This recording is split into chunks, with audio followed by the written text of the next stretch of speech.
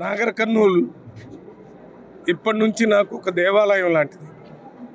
నాగర్ కర్నూల్లో ఉన్న ప్రజలందరూ దేవుళ్ళు. నాగర్ కర్నూల్ దేవాలయంలో ప్రజలందరూ దేవుళ్ళు.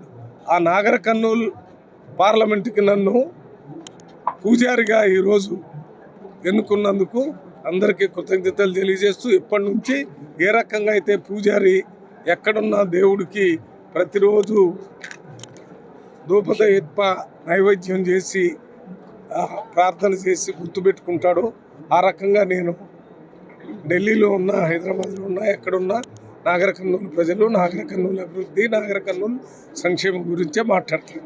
ఇంకొకటి, కాంగ్రెస్ పార్టీ తరఫున గెలిచాను కాబట్టి ఒక్క పార్టీ విషయాల్లో తప్ప అన్ని విషయాల్లో అభివృద్ధి సంక్షేమ కార్యక్రమాలు అర్హత ఉన్న వాళ్ళందరికీ ఇస్తానని మాటిస్తున్నాను.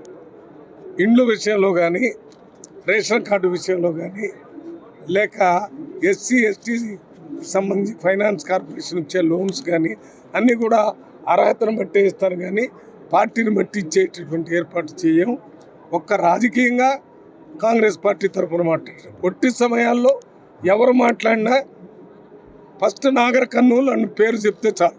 నాగర్ కర్నూలు అంటే ప్రాధాన్యత ఇచ్చి వారి పనులన్నీ చేయటానికి నేను నిరంతరం వారి ప్రధాన సేవకుళ్ళ, వాళ్ళ పెద్ద జీతగాళ్ళలాగా పనిచేస్తానని మాటిస్తున్నాను.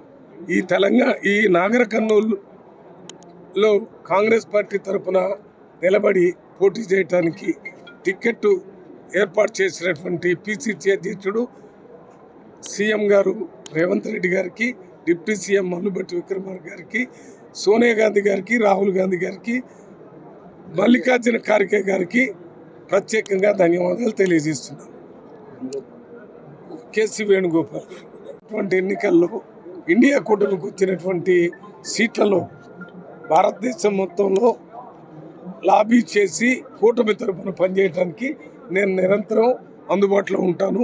అవసరమైతే రేపే ఢిల్లీ వెళ్ళి అక్కడ ఏఐసిసి నాయకులతో మాట్లాడి ఇండియా ప్రభుత్వాన్ని ఏర్పాటు చేయడానికి నిరంతరం కృషి చేస్తాను.